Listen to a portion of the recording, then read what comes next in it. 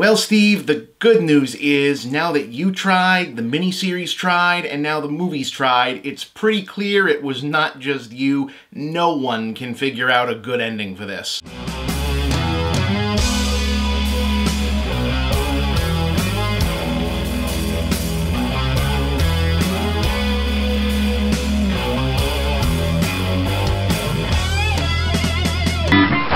Some colors are done when I say they're done.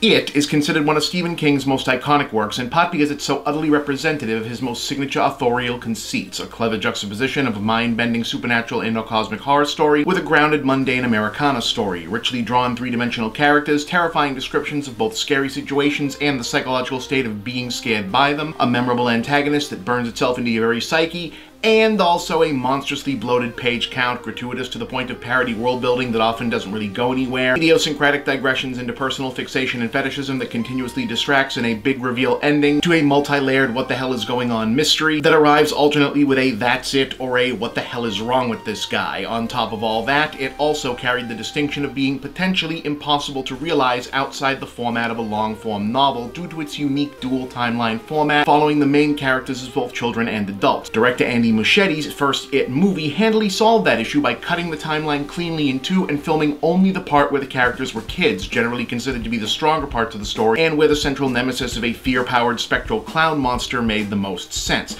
The result was a major hit that did the impossible in terms of turning a big profit as a mainstream horror movie that also garnered big reviews, and also getting a generation of fans my age to admit that the original was only good when Tim Curry was in it. But it also meant leaving the grown-up section for the promised sequel, which meant having to construct a freshly structured narrative out of the part of the story where the characters are a lot less interesting, the monster is going to be less threatening, the original mystery has already been solved, and the stuff waiting to be revealed was some of King's most unwieldy forays into the esoteric side of his overarching mythos. Basically, it sounds like something that's not gonna work and bound to disappoint. And It Chapter 2 does not work and is a great big disappointment. Not an outright dud or disaster, but a remarkably below average film that serves up just a gigantic helping of all the reasons you briefly forgot why they stopped spending big money on Stephen King movies for a while to complement all that welcome back Steve sentiment from the first installment.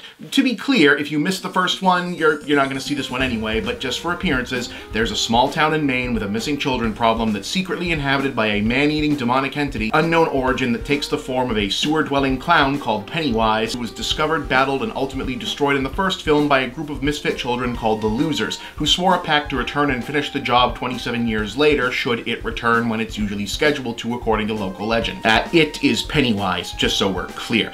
27 years later, it has indeed come back, and the Losers reassemble as drastically changed but still troubled adults to try and kill it once and for all. Without putting too simple a diagnosis on things, you can see the problem pretty much every time, which is both too often and yet somehow not often enough to make the connection work. The film transitions from these adult losers embodied by recognizable grown-up movie stars playing broad caricatures of traumatic arrested development, the fat kid who's now a buff high achiever, the sarcastic closet case who's a politically incorrect hack comedian, the abuse survivor girl who married just like daddy, etc., to the more real-feeling, authentic kid actors from the first movie, who should all be fresh in our minds if you watched it right before seeing this one, which you probably should, because otherwise you will be lost on anything you're supposed to remember. They aren't as interesting, the connection between the two doesn't transfer, etc. It's a simple but impossible problem, basically the unsolvable issue of putting this story on film, but it's striking how far it carries over into the rest of the movie. It's not simply an inferior sequel, it's a mediocre film that can't stop trying to remind you of a much better film that you need to have seen to give a damn about anything going on in this one.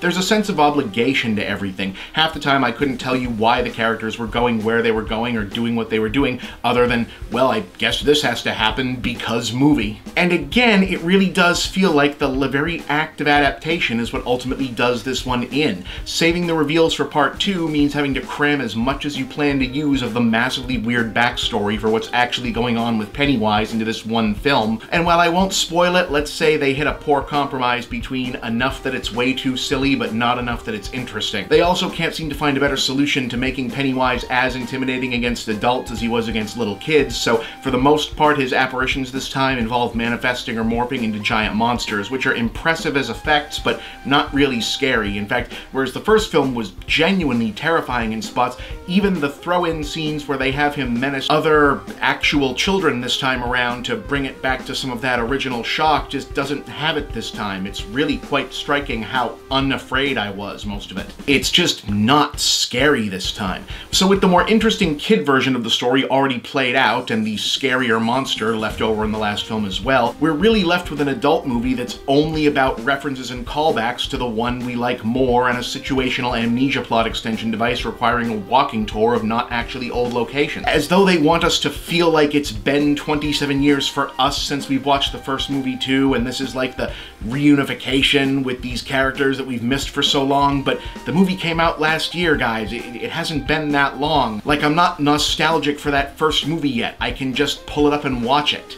So this is basically like the movie version of a band that calls their second album a reunion comeback and releases it like a year after the first one. You didn't go anywhere. We didn't miss you.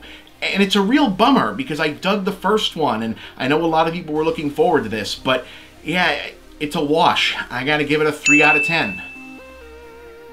Sorry.